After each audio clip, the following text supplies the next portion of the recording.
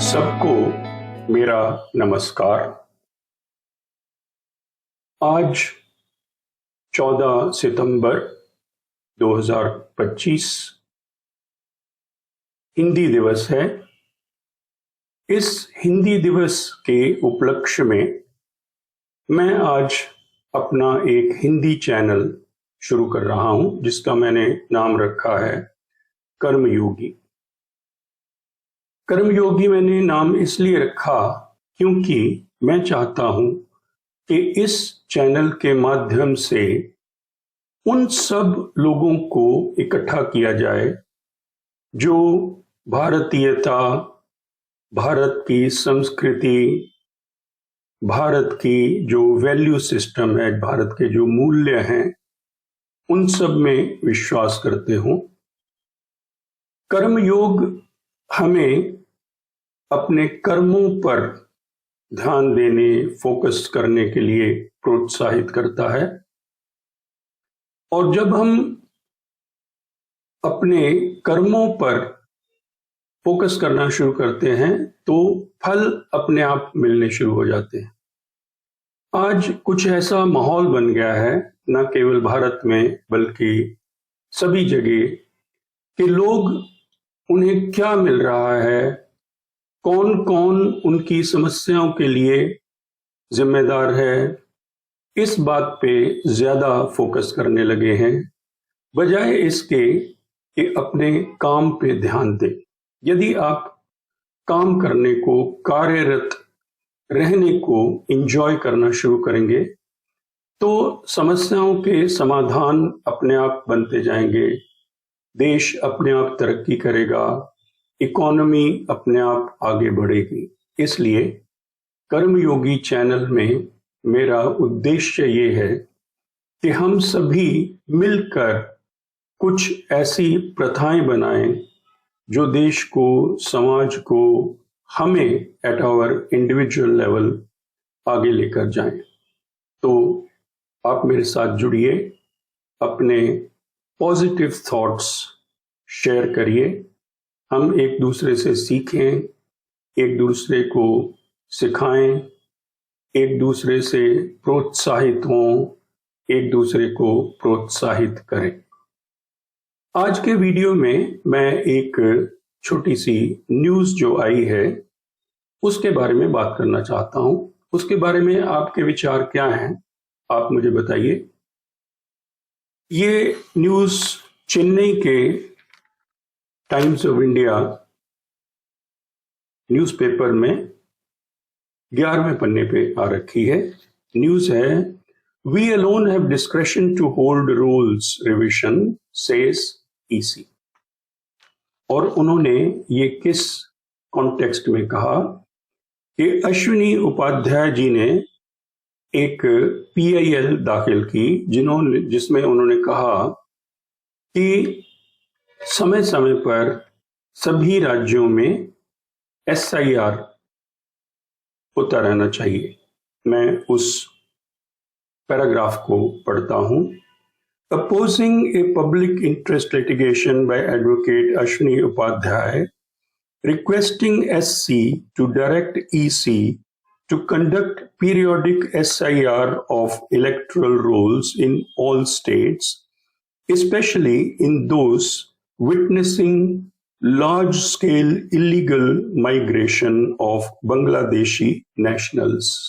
तो इसमें जो EC ने कहा वो ये है, उन्होंने कहा कि ये हमारा अधिकार क्षेत्र है, हम फैसला करेंगे कि कब SIR करना है, कहाँ करना है, कैसे करना है।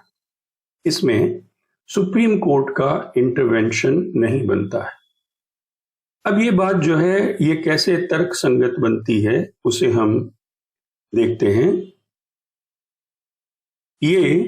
इसमें मैं पहले ये पैराग्राफ पढ़ता हूं जिसमें EC ने क्या कहा। EC may at any time for reasons to be recorded direct a SIR of the electoral roll for any constituency or part of a constituency in a manner as it may deem fit, it said adding that it has complete discretion over the policy of revision to the exclusion of any other authority. अब ये बात जो है बहुत तर्कसंगत मुझे लगती है, क्योंकि न्यायालय जो है उसका काम प्रशासन नहीं है। इसीलिए कई बार जब मैं सुनता हूं कोई कहता है द सुप्रीम कोर्ट ऑर्डर्ड, तो उसमें अगर ये कहा जाए कि ऑनरेबल सुप्रीम कोर्ट ने ये फैसला सुनाया, ये निर्णय किया, तो या इंग्लिश में कहें the honourable supreme court ruled, तो वो ज्यादा तर्कसंगत बनता है, क्योंकि सुप्रीम कोर्ट एक प्रशासनिक संस्था नहीं है। हमारे संविधान में सुप्रीम कोर्ट को न्याय करने का अधिकार दिया गया है, और न्याय कब किया जाता है? जब उनके सामने ये कोई चीज पेश की जाए कि इसमें अन्याय हो रहा है। अगर मान लीजिए जैसे अब ईसी अगर मान लीजिए एसआईआर करना शुरू करती है, जैसे बिहार में कुछ प्रश्न उठाए गए, तो ऑनरेबल सुप्रीम कोर्ट ने उसका कॉग्निजेंस लिया, संज्ञान लिया, और ईसी को अवसर दिया कि ईसी अपना पक्ष रखे, और उसके बाद ऑनरेबल सुप्रीम कोर्ट ने कुछ डायरेक्शंस दी। जो शब्द डायरेक्शन है वो ज्यादा अच्छा लगता है, क्योंकि डायरेक्शन का मतलब ये है कि न्याय के सिद्धांत से इस दिशा में काम करना ज्यादा अच्छा रहेगा, ये होता है। लेकिन अगर सुप्रीम कोर्ट फिक्स कर देती है, आदेश देती है, आदेश शब्द जो है वो मुझे थोड़ा सा अखरता है, क्योंकि आदेश एग्जीक्यूटिव का काम है। It is for the executive to give orders, not for the judicial process.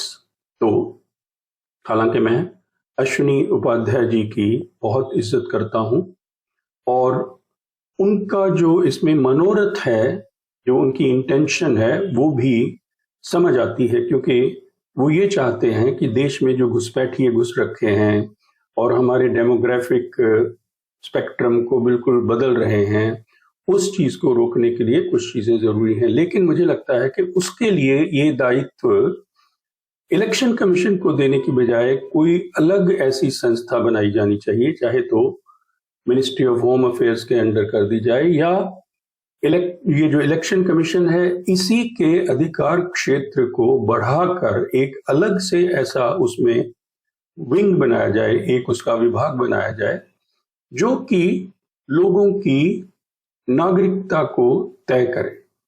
लेकिन जो इलेक्शन कंडक्टिंग बिजनेस है, उसमें बहुत सी चीजें घुसा देने से क्या होगा कि बहुत ज्यादा कंफ्यूजन हो जाएगा। तो जैसे इस वक्त बिहार में कुछ राजनीतिक दलों को एक कंफ्यूजन खड़ा करने का मौका क्यों मिल रहा है? क्योंकि नागरिकता के बारे में स्पष्टता नहीं है।